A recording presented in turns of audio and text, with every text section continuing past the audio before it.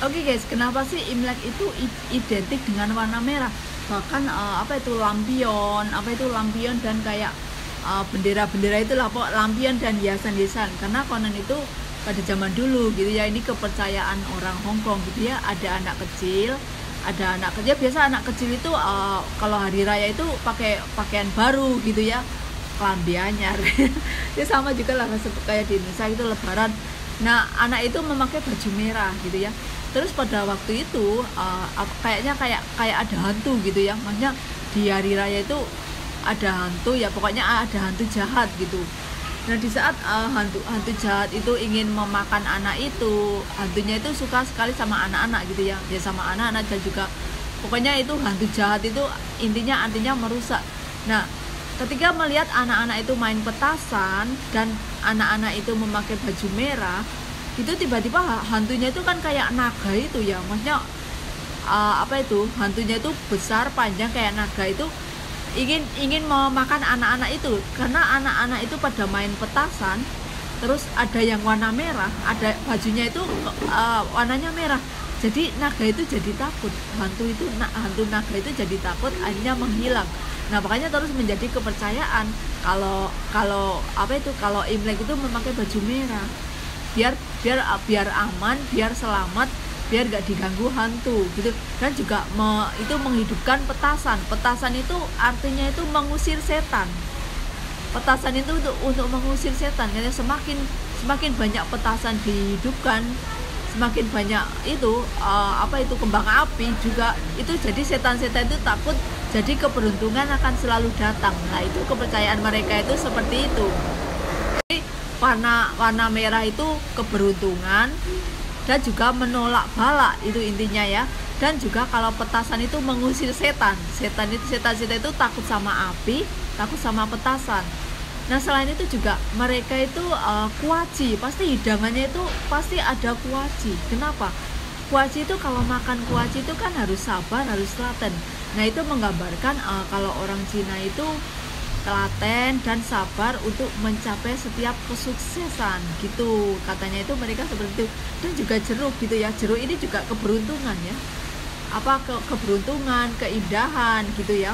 Terus kalau daging babi, emang kalau babi gitu ya, bukannya aja dagingnya, kalau menurut mereka itu kalau babi itu keberuntungan kan setiap, makanya celengan itu di sini celengannya berbentuk babi, itu katanya babi itu membawa keberuntungan. Nah, kalau ikan itu juga ini ya, kalau ikan juga umur panjang, juga keberuntungan, kan hidupnya di air, jadi juga kedamaian, pasti ada makan ikan juga ada udang juga. Terus mie ya, mien noodle, mie itu kan panjang-panjang lah, mie juga katanya juga umur panjang, jika mempunyai bisnis juga bisnisnya itu lancar, rezeki banyak, itu makan mie itu ada artinya juga. Terus biasanya kan kalau Imlek itu cenderungnya di musim dingin kan, musim dingin. Nah, biasanya kalau Imlek itu mereka makan itu kayak kue dodol, itu dodol Cina. Nah, kalau bedanya kue dodol Cina ini digoreng. Kalau di Indonesia kan udah ada kue dodol, tinggal makan kayak dodol Garut gitu. Kalau di sini tuh kalau belinya di pasar itu masih keras itu, dan nanti dipotong-potong terus digoreng. Kadang gorengnya pakai telur biar nggak lengket gitu, bisa juga dengan tepung maizena. Nah, karena musim dingin, selain makan kue dodol itu juga kalau di tempat saya itu wedang ronde itu yang manis-manis, kayak bulat-bulat manis itu dari tepung kanji. Bisa juga kayak jenang candil, kayak bulat-bulat itu kayak cilok tapi manis. Itu biasanya identiknya itu, kalau di sini namanya saya kok agak blank ini ya. Pokoknya itu ya, yang bulat-bulat manis, dimasaknya dengan gula Jawa, juga dikasih jahe gitu ya, dongyin. Nah, dongyin itu bulat-bulat manis gitu ya.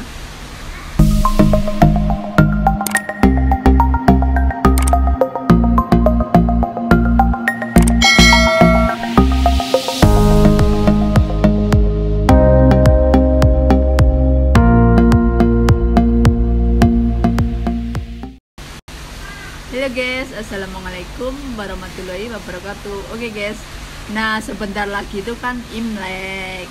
kongsi ini.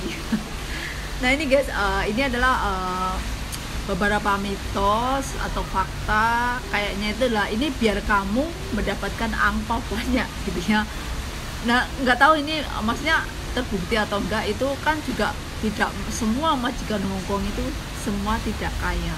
Ingat, kamu harus perlu digarisbawahi. Bahkan gini ya, bahkan ada juga TKW itu yang nggak pernah dapat angpau, bahkan hari ulang tahun dia pun nggak pernah dikasih angpau, itu ada. Makanya bagi kalian yang dapat angpau itu ya disyukuri, alhamdulillah, dan ingat jangan sombong. Nah biasanya gini, kalau menjelang Imlek gitu, biasanya ya sama seperti di Indonesia. Mereka bersih rumah gitu ya. Dan juga ada masakan khusus gitu. Masakan khusus itu biasanya kalau di sini tuh bunjoy gitu ya. Bunjoy itu semua kayak seafood, juga daging babi, ayam, bebek itu dicampur jadi satu, itu namanya bunjoy gitu, makanya bareng-bareng satu keluarga itu ya.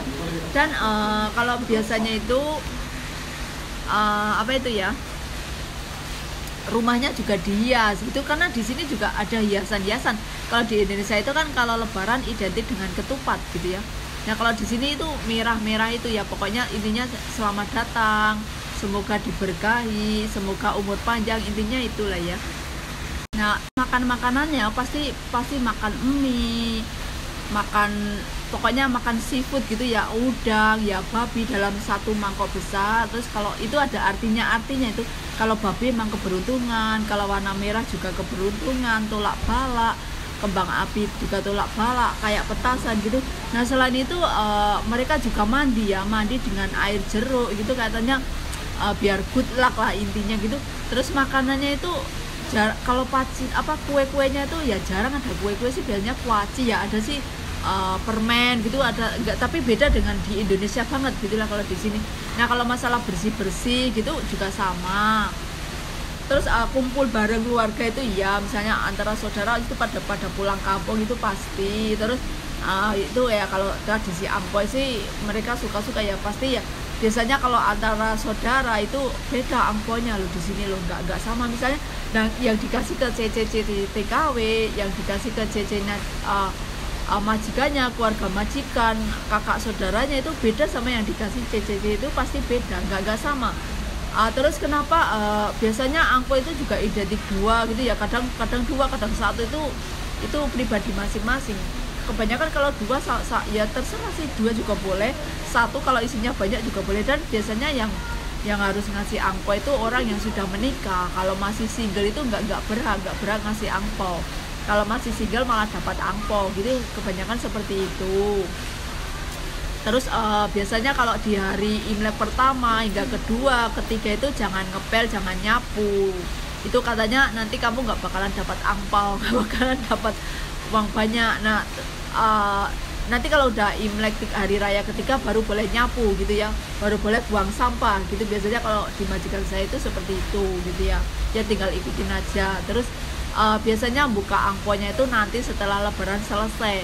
Katanya kalau kamu habis dikasih angpau terus langsung dibuka itu pamali, itu tuh kayak bad luck gitu ya, bukan keberuntungan gitu. Oke guys ya, semoga semoga bermanfaat. Jangan lupa like, share, and subscribe. Karena udah jam 9 saya udah mau pulang. Mari pulang, marilah pulang. Maaf guys agak berisik karena itu air mancurnya dinyalakan. Don't forget like, share, and subscribe. Wah enak ya di Hongkong gajinya 10 juta per bulan. Oke. Ya enak, misalnya enak ya, pantesan bisa shopping, bisa makan enak, makan di restoran, di Starbucks, di KFC, di McDonald. Ya itu emang gak ada apa-apanya menurut saya. Maksudnya gini ya, emang gaji gede, tapi kalian tujuan dari kampung ke Hongkong tujuannya apa? Pastikan nyari duit, cuan gitu ya, nyari duit, nyari uang. Nah terus kamu capek-capek kerja, terus pasti selain gajinya gede, yang di Indonesia kan pasti banyak tuntutan. Aku nggak pasti ya, pasti kamu sebulan kamu tiap bulan gitu, tiap bulan pasti kan orang rumah harus kirim ya untuk anak beli susu, biaya sekolah, untuk orang tua pasti kalian semua seperti itu kan, untuk jatah orang tua, untuk jatah anak, apalagi anaknya yang kuliah, anaknya yang masih sekolah, orang tua belum misalnya beli susu, beli pampers. Nah itu mau nggak mau kalian harus kirim tiap bulan seperti itu. Makanya nggak perlu sombong gitu ya, nggak perlu harus di Starbucks ngopinya, di McDonald makanya ayah restoran gitu. Nah sedangkan gaji $4.600 gitu ya, itu di sini tuh dianggapnya kecil lah, tapi kalau dirupiahkan kan wow 8 juta gitu ya. Nah terus ya $4.000, misalnya kalau saya nyisain yang 600 itu kalau dirupiahkan 1 juta, tapi kan di sini tetap $600. Itu buat apa saya beli pulsa, beli sabun sampo, itu kan beli softtek, itu setiap bulan saya harus beli kan, mau nggak mau juga harus kan, ya emang iya. Nah itu kan orang rumah nggak bakalan tahu kan, orang rumah Indonesia nggak bakalan tahu saya harus beli softtek, harus beli sampo, harus beli sabun. Ya oke, kalau majikannya baik membelikan, oke, berarti kan kamu uangnya sisa banyak gitu ya, buat kamu sendiri paling nyisain buat libur. Nah pasti kan tiap bulan ya, kalau tiap bulan kamu harus pasti dituntut kan, harus biaya anak sekolah, harus jatah orang tua, itu lain-lain, dan belum nanti pengen beli apa, beli perabotan, borong di Shopee, aduh itu pengeluaran. Saya banyak sekali melihat seperti itu, maksudnya orang-orang itu terlalu terlalu suka shopping, apalagi sekarang itu kayak Shopee, kayak Lazada, itu benar-benar racun ya. Kalau misalnya kalau kalian tiap bulan harus shopping gitu, nanti gaji kamu itu bersihnya berapa? Kalau saya tiap habis gajian, saya gini ya, 4.000 harus ini uang mati. Saya makanya yang 600 ya, maaf ini orang gila banget itu teleponnya. Nah jadi ya saya juga ada shopping, tapi nggak harus yang mahal-mahal, yang standar. Terus saya tahu batasan gitu ya, kalau kamu nggak stop, kamu pulang nggak akan bawa duit. Orang rumah taunya tiap bulan kamu harus kirim, taunya kamu harus kirim, dan nanti kamu pulang pun, kamu finish kontrak itu, kalau kamu uangnya habis untuk menuntut orang yang di rumah, menuntut kebutuhan, mencukupi, kamu pulang nggak bakalan bawa duit, karena uangnya udah habis kan buat beli anak, beli sekolah ya isi oke.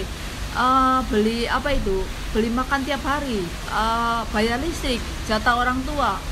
Makanya harus smart mengatur semua itu, apalagi Hongkong mahal, Hongkong negara mahal.